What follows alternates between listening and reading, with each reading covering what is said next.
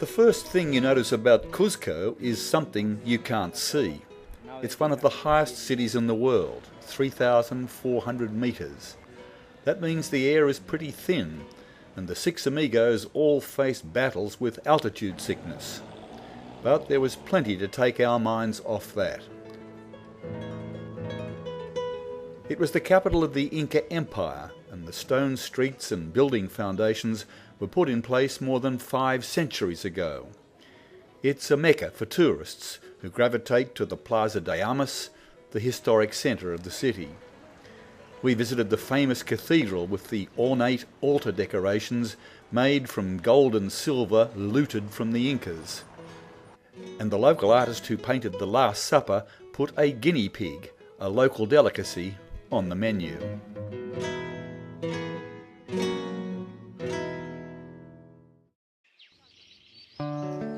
On a hill overlooking Cuzco is Sacsayhuaman, which is usually referred to as a fortress, but was probably a religious temple. It reveals some of the Incas' most extraordinary stonework. It took nearly 100 years to build, with massive blocks of sandstone brought from as far as 32 kilometres away. It was here in 1536 the Incas fought the Spaniards in a battle that left thousands dead. And then there's the Museum of Pre-Columbian Art, housing gold and silver jewellery, ceramics, and other artefacts from the cultures that preceded the Incas.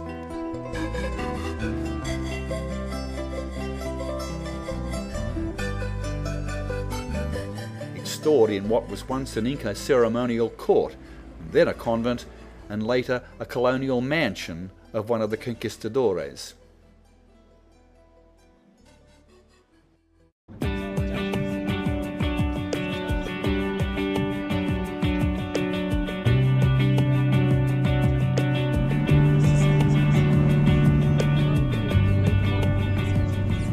Leaving Cuzco behind us, we headed for what the Incas called the Sacred Valley. It runs parallel to the Urubamba River and is fed by streams which descend through the adjoining valleys and gorges.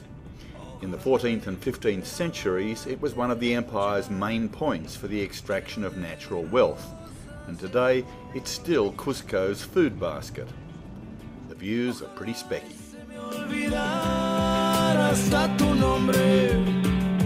A verlo dentro del mar.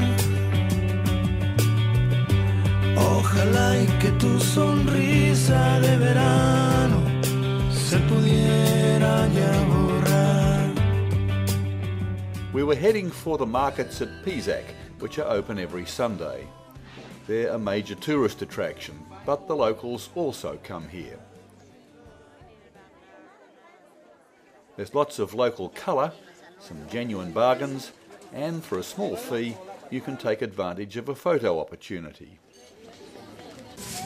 So who are your friends, Jess? These are my new friends. What's your name? Suyama. Kisuyama. Maria Fernanda and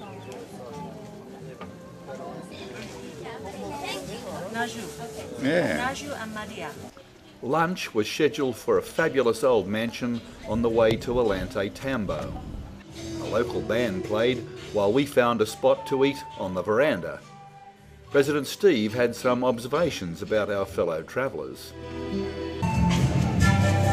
Hi Al, we're in a restaurant infested by Americans.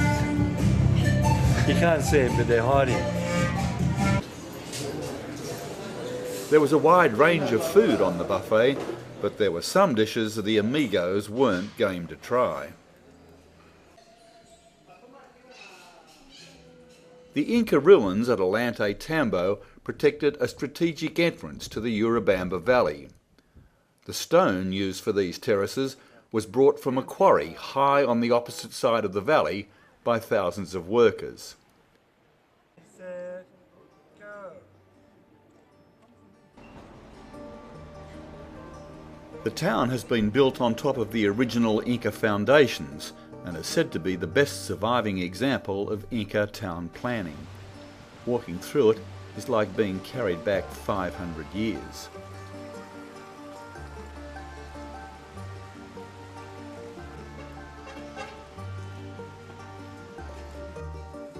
Our hotel in Alante Tambo turned out to be surprisingly comfortable in a beautiful setting. The Amigos wallowed in some luxury while getting ready for the challenge of the Inca Trail.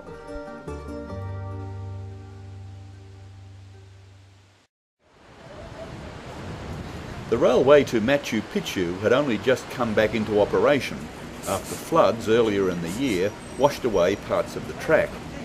It's an unforgettable journey, travelling beside the river through the Urubamba Valley.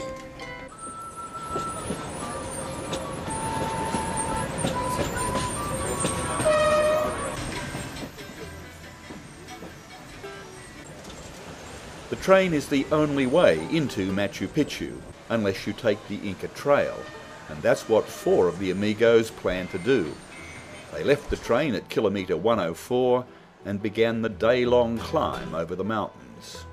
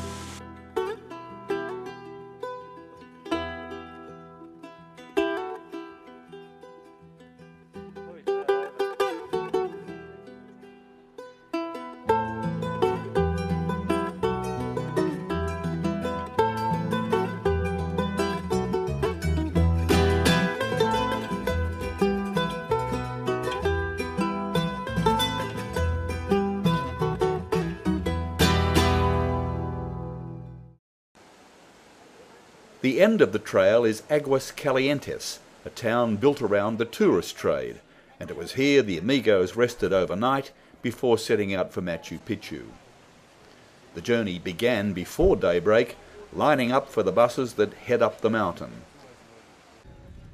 30 minutes and a series of hairpin bends later, there's a remarkable vista.